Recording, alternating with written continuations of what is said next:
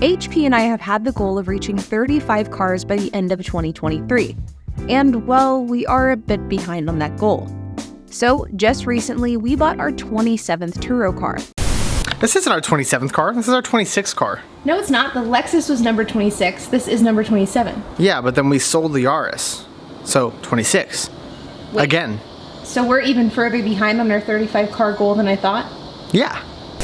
Well, I guess we're long overdue to give y'all an update on what happened to our Toyota Yaris that we recently sold. Back in May, this car was caught in a really bad hailstorm, and the car ended up being deemed a total loss by IAA and Turo. We were presented with two options from Turo. The first option is take a check for $5,500 as part of the settlement, and IAA ends up taking the Toyota Yaris from us. Or option two, which is take a check for $2,000, we get to keep our Toyota Yaris, however, we can't list it back on Turo. So we decided to take option number two, which means we take a check for $2,000, we keep our Toyota Yaris, and we ended up selling it a couple weeks later for $5,500, meaning that we made a total of $7,500 off of this claim and a profit of about $2,000, which is not too bad, way better than option A where we get less money.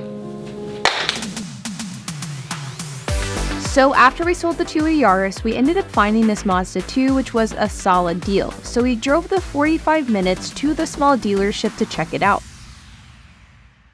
Check under the hood. Yep, it's all there. This is what I like. I like seeing dirty engines. I love it because that means they're not hiding much. Now we also see two brand new struts in the front.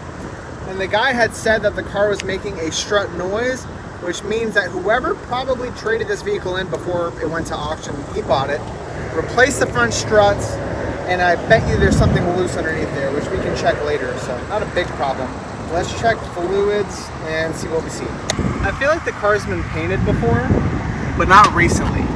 Like, this hood kind of has a bit of a panel gap. It's the original hood, it's the original fenders, but the paint is smooth. I feel like this has been painted like in the past year, but it's actually a decent paint job. I feel like it's unfortunately better than a Mako paint job, but they didn't do the roof very well. That's one thing you can tell.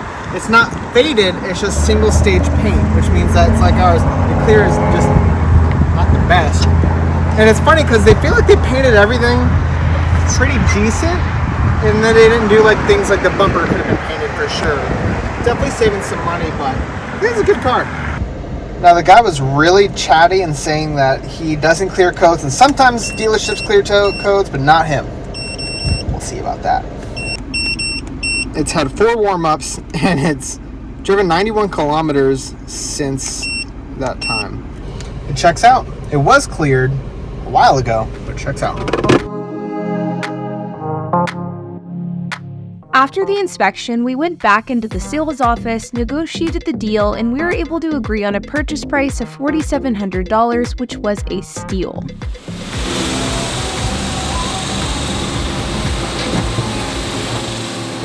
Nice car. Thank you. It almost got wrecked on its way here.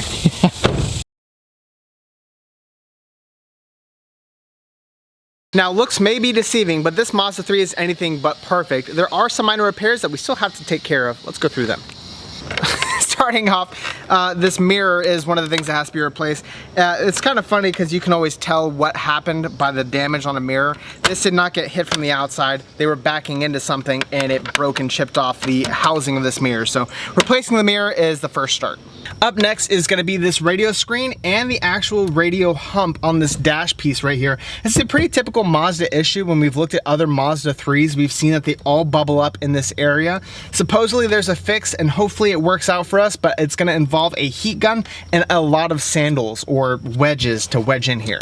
Another out of the norm thing is going to be the rear suspension. Makes a clanking noise, and it's not because my fat butt is sitting back here. It's because the rear sway bar end links are worn out, and every time you go over bumps you hear a loud clacking. Those are going to be a piece of cake as well because they're the same exact rear end sway bar end links that are on our Mazda 5, and I've done those once before. We already have all the parts for this vehicle as well as all the maintenance stuff it needs, like engine air filters, cabin air filters, oil and oil filters. So it shouldn't take more than a couple of days to get all this wrapped up and get it ready for Turo.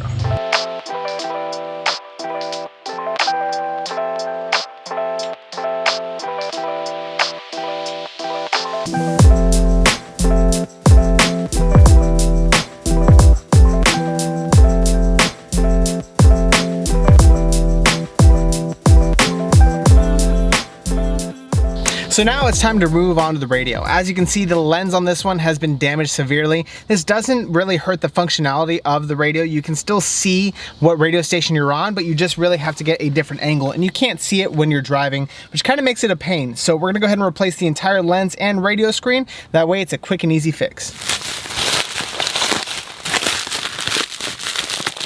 So utilizing eBay, we were able to get the same exact cluster, and it's a pretty plug and play. It's kind of funny, whenever they get done with those cars, they just clip them instead of just simply unbuttoning them. I don't know why they do that.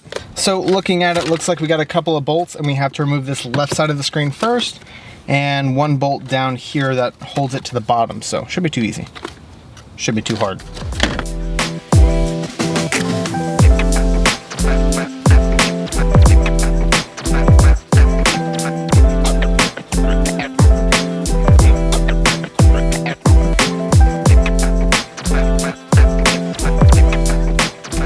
And now to test to see if it works.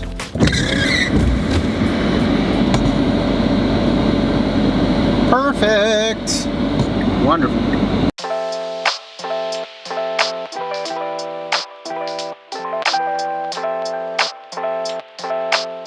So this is the old mirror, and really it was actually functionally still working, but the outside, the appearance did not look so good. Looks like somebody actually was backing up and cracked this portion, and thankfully the painted to match piece is actually still intact. So I was able to swap over our old cover, put it on the new mirror, and everything works good, and it looks great too.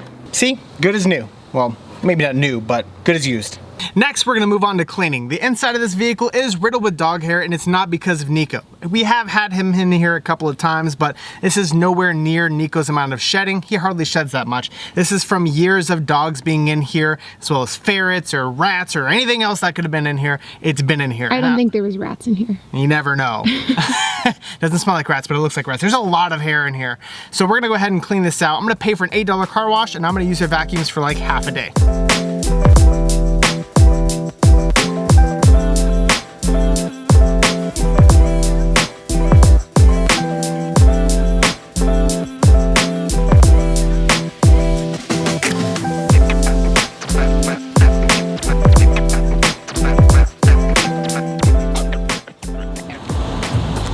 Now, funny enough, we actually took one temporary photo to get this vehicle listed and on Turo, and within 5 minutes of doing that, one of our repeat renters who is ending her trip today still needs another vehicle, and this is the only vehicle we have available in our fleet.